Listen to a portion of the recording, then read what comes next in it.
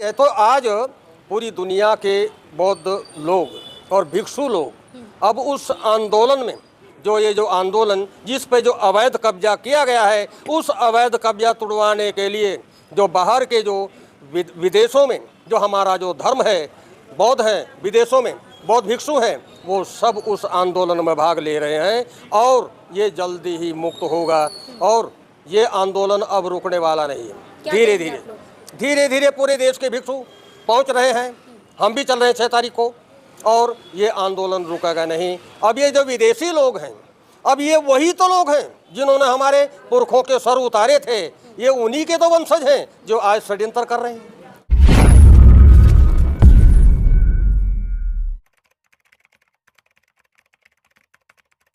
निश्चित है बुद्ध गया का महाबोधि महाविहार वो निश्चित तौर से मुक्त होगा, क्योंकि भारत की मानवता जाग रही है। जिनको पता नहीं था कि धम्म क्या होता है, आज उनको पता चल रहा है और धम्म दिन पर दिन बढ़ रहा है। जिस समय एक समय भंते नागसेन और मिनांडर यानी मिलिंद ने एक प्रश्न किया था, जिस समय क्योंकि राजा मिनांडर जो थे, मिलिंद ने बहुत विद्वान राजा थे, उन्होंने ये बहुत सारे पंडितों विद्वानों से साक्षात्कार किया था, लेकिन उन्होंने बहुत सारे विद्वानों पंडितों को पराजित कर दिया। लेकिन एक बार मिनांडर राजा मिलिंद के ये मन में भाव पैदा हुआ कि कोई विद्वान भिक्षु, जो बौद्ध भिक्षु के बौद्ध धर्म का कोई विद्वान भिक्षु कि मैं उनसे भी साक्षात करना चाहता हूँ। तो ऐसे ही घूमते फिरते भिक्षु नागसेन और उनके राजधानी में चले गए। तो वहाँ के उपासकों ने राजा मिनांडर को कहा कि महाराज, एक बौद्ध राजा भिक्षु, बौद्ध भिक्षु बड़े विद्वान हैं, आप उनसे साक्षात्कार कर सकते हैं। जिस समय राजा मिलिंद के संपर्क में हमारे भिक्षु नागसेन जी उनके संपर्क में आए, तो राजा ने उनको पूछा कि महाराज भंते जी, ये बताइए कि धर्म की हानि हार्स कैसे होता है। तब भिक्षु नागसेन ने राजा मिलिंद को बताया कि धर्म की हानि तब होती है जब उस धर्म के विद्वान लोग नहीं रहते। इसलिए धर्म की हानि होती है जब उसके कोई प्रचारक नहीं होते, इसलिए कि विद्वानों का होना बहुत ज़रूरी है।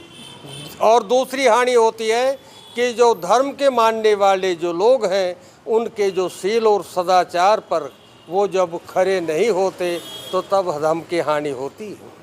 तो इस तरह से बहुत सारे प्रश्न हुए और राजा मिलिंद संतुष्ट हुए। तब राजा हमारे जो भिक्षु नागसेन प्रचलन में आए, पूरी दुनिया में वो जो है प्रसिद्ध हुए इस वजह से। लेकिन बुद्ध गया का जो महाबोधि महाविहार जो है, यहाँ से नहीं, ये भगवान बुद्ध के समय से, जिस समय भगवान बुद्ध ने ईसा से यानी 563 ईसा पूर्व, जब भगवान बुद्ध को बुद्ध गया की भूमि पर जब बोधि प्राप्त हुई, उनको दुनिया का उच्चतम ज्ञान हुआ और भगवान बुद्ध ने सारनाथ में 5 भिक्षुओं के द्वारा उस धर्म को फैलाने का काम किया। तो वहाँ से अब फिर उसके बाद पूरी दुनिया में फैलता चला गया बुद्ध का धर्म। तो उसके बाद सम्राट अशोक का शासन हुआ, राजा जो है हर्षवर्धन भी हुए, तो बहुत सारे मौर्य साम्राज्य का शासन हुआ। तो मौर्य साम्राज्य के 10वें राजा बृहदर्थ मौर्य सर ऐसे की हत्या होने के बाद तो धर्म का लोप हो कर दिया गया। बहुत सारे भिक्षुओं के सर उतारे गए और धर्म का पतन हो गया। धर्म के जब विद्वान लोग नहीं रहे धर्म का प्रचार प्रसार करने वाले, तो धर्म का पतन होता चला गया। और आडंबरी जो लोग थे जिन्होंने षड्यंत्र के तहत भिक्षुओं के सर उतारे, तो उन्होंने अपने धर्म को फैलाना शुरू कर दिया, अपने आडंबरों को फैलाना शुरू कर दिया। तो उसी के तहत तो आज तो ये जो विदेशी जो धर्म हावी हुआ है, तो भारत का मौलिक धर्म को यहाँ से जड़ मूल से समाप्त करने के बाद तो यहाँ पर उन्होंने अपने आडंबर फैलाने शुरू कर दिए और लोगों के दिल और दिमागों में ऐसे भ्रम पैदा कर दिए, भ्रमित कर दिया लोगों को। वो सच्चे धर्म की पहचान नहीं रही लोगों में। अब इस तरह से फिर आडंबरों में रूढ़ी प्रथा रूढ़िता में फंसते चले गए लोग। लेकिन बाबा साहब डॉक्टर अम्बेडकर ने 14 अक्टूबर 1956 को फिर से तो उसे पुनः फिर जीवित किया। नागपुर की उस धम्म भूमि पर बाबा साहब अम्बेडकर ने फिर से धम्म चक्कर परिवर्तित किया। आज फल फूल रहा है और पूरी दुनिया में बाबा साहब अम्बेडकर की ये प्रशंसा हुई कि एक अकेला अम्बेडकर ने कितना बड़ा क्रांतिकारी काम किया है, कितना बड़ा काम किया। एक अकेले अम्बेडकर ने इतना बड़ा परिवर्तन। आज पूरी दुनिया या तो बाबा साहब अम्बेडकर को जानती है और भगवान बुद्ध को जानती है। तो भगवान बुद्ध का धम्म हर रोज फल फूल रहा है। अब रही बात फल फूल रहा है, दूसरी तरफ बौद्ध भिक्षु ही कह रहे हैं कि हमारे धम्म पे, हमारे बौद्ध मठों पे कब्जा हो रहा है। हाँ, वही है। तो आज पूरी दुनिया के बौद्ध लोग और भिक्षु लोग अब उस आंदोलन में जो आंदोलन जिस पे जो अवैध कब्जा किया गया है, उस अवैध कब्जा तुड़वाने के लिए जो बाहर के जो विदेशों में जो हमारा जो धर्म है, बौद्ध हैं, विदेशों में बौद्ध भिक्षु हैं, वो सब उस आंदोलन में भाग ले रहे हैं और ये जल्दी ही मुक्त होगा। और ये आंदोलन अब रुकने वाला नहीं है। धीरे धीरे पूरे देश के भिक्षु पहुंच रहे हैं। हम भी चल रहे हैं 6 तारीख को और ये आंदोलन रुकेगा नहीं। अब ये जो विदेशी लोग हैं, अब ये वही तो लोग हैं जिन्होंने हमारे पुरखों के सर उतारे थे। ये उन्हीं के तो वंशज हैं जो आज षड्यंत्र कर रहे हैं। ये वही लोग हैं। आज भी वो षड्यंत्र आज भी वो। लेकिन अभी जो बौद्ध भिक्षु हैं उनको भगाया जा रहा है, रातों रात उठा दिया जा रहा है, जहाँ धरना प्रदर्शन कर रहे हैं वहाँ से। नहीं, ये तो क्रांति है। ये क्रांति है। ये बाबा साहब अम्बेडकर की क्रांति है।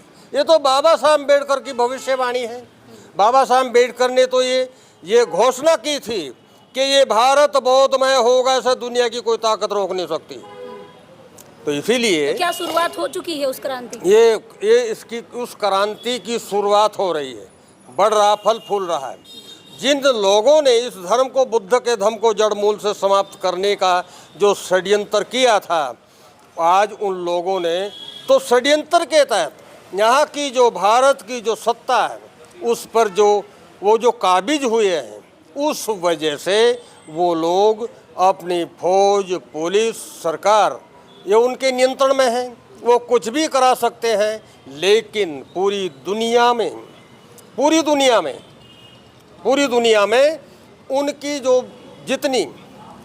उनकी जो भत्सरना हो रही है, उन्हें कोई भी पूरी दुनिया में कोई अच्छा कहने वाला नहीं है। ऐसे में क्या आप लोग राजनीति का सहारा नहीं लेंगे? सीएम नीतीश के पास क्या आप लोग नहीं जाएंगे? इसमें किसी राजनेता की या राजनीति की कोई मदद लेने की जरूरत नहीं है। बुद्ध का धर्म अपने आप में इतना सक्षम है, इतना शक्तिशाली है। बुद्ध का धर्म इतना शक्तिशाली है, वो अपनी रक्षा स्वयं करता है। बुद्ध का जो धर्म है, जिन लोगों में बुद्ध का धर्म पहुंच गया है, विदेशों में जो बुद्ध धर्म के जो अनुयायी हैं, वो अपने आप आने शुरू हो जाएंगे। ये आंदोलन रुकने वाला नहीं है और रुकना भी नहीं चाहिए, क्योंकि ये भूमि भारत भूमि बुद्ध की भूमि है, ये भगवान बुद्ध का देश है, इसको पूरी दुनिया जानती है। आज ये सब जानते हैं क्या हाल हो रहा है देश के अंदर। आज गरीबों को रोजगार नहीं, उनके लिए उनके साथ अन्याय हो रहा दिन पर दिन। बुद्ध का धर्म ऐसी ऐसी आज्ञा नहीं देता है। बुद्ध का धर्म तो समता का धर्म है, सबको सबको सबको न्याय देने की बात करता है। हर एक मानव सब एक समान है, यहाँ कोई ऊंचा नीचा नहीं। लेकिन यहाँ दबंगताई और बदमाशी, क्योंकि उनका नेचर है पहले से ही उन लोगों का। और ये भी सत्य है, क्योंकि ये भी सत्य है कि एक दिन वो जो विदेशी लोग हैं उनको यहाँ से विदा होना पड़ेगा, भारत छोड़ना पड़ेगा, भारत छोड़ना पड़ेगा, उनको एक दिन विदा होना पड़ेगा।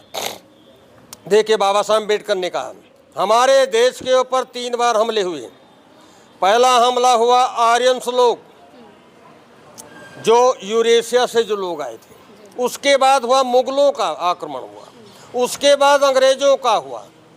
तो बाबा साहब अम्बेडकर ने लिखा है कि जो मुगल आए थे वो भी चले गए, अंग्रेज आए थे वो भी चले गए, और लेकिन जो सबसे पहले जो आक्रमणकारी जो आर्यंस जो लोग हैं वो आज तक भी नहीं गए।